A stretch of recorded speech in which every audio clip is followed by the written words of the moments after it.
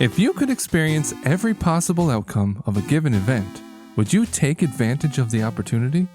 I mean, wouldn't it be fascinating to see what would have happened if you did something just a little bit differently? Or made a different decision? However, this would mean you would have to have the ability to roll back time and try again. That, or you're just stuck in the modestly successful Groundhog Day movie with the ineffable Bill Murray. This, of course, is an ongoing theme in video games as well, where death and failure isn't the end and you can always continue or try again. And with no real consequences for your misadventures, you're encouraged to experiment because everything resets to the way it was before. But what if that concept was taken a little bit further, where you can always try again, but every unique action has equally as unique repercussions? Oh, and what if the devs wrote snarky little stories to go along with them?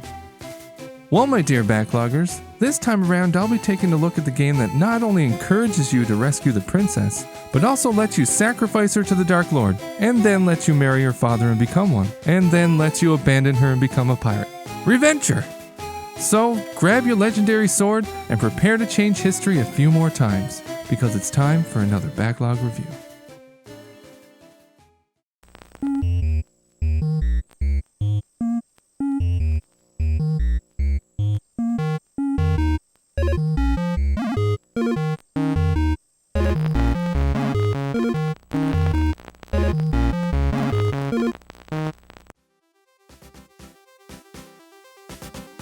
Reventure is a 2D side-scrolling adventure game developed and published by Pixelato.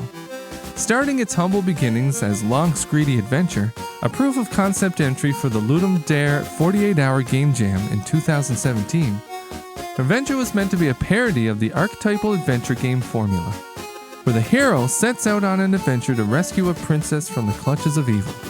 Only in this game, the player could encounter various silly endings, 6 total, as a result of their actions or missteps. After receiving praise for its uniqueness and charm, development continued on Long Screedy Adventure for a few months later and would eventually be released on Steam Early Access and rebranded simply as Long's Adventure in 2018.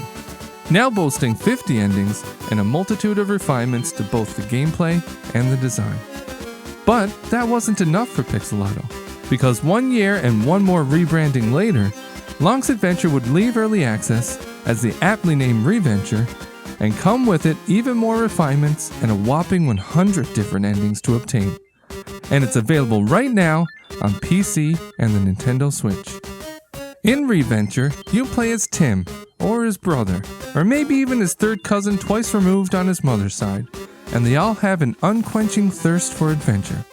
Thusly, you unceremoniously set out on a quest to rescue the princess who has recently been kidnapped by the inattentive and never-present Dark Lord.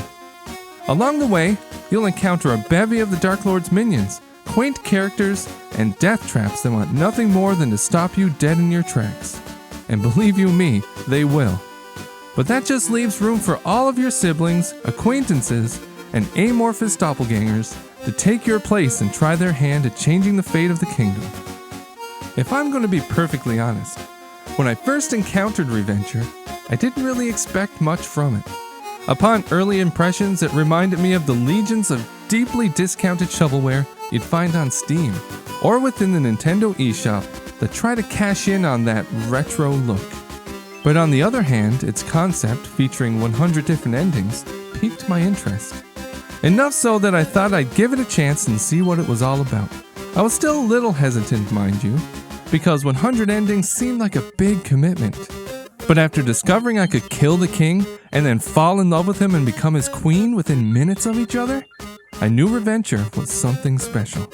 Sure, the graphics are simple, with very little detail, and the actual gameplay lacks complexity, but the package as a whole more than makes up for it. You'll also see that the further you get into the game, the more charming the aesthetics become, with more nuance and variety than I initially gave it credit for. Seriously, I was genuinely impressed with how much Pixelato was able to do with so little. And honestly, if the gameplay was any more complex, trying to hunt down each and every one of those 100 endings would have become much too tedious. And that's kinda where my biggest criticism lies with Reventure: the tedium. I say that because you'll be restarting each and every time you discover an ending, and you'll be walking through the same areas over and over again time after time. I found I couldn't play it for long periods of time before I had to turn it off and walk away.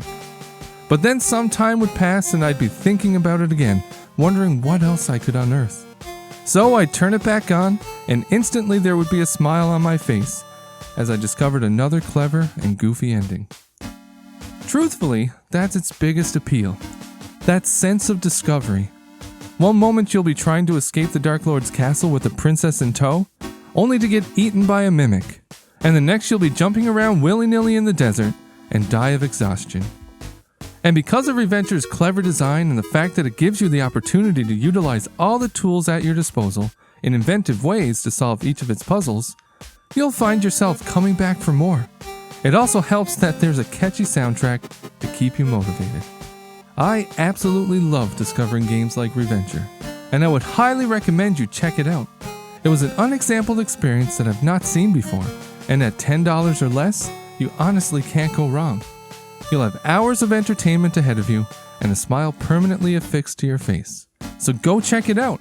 I think you'll be pleasantly surprised. And I challenge you to see how many of its 100 endings you can discover before you have to break out a guide.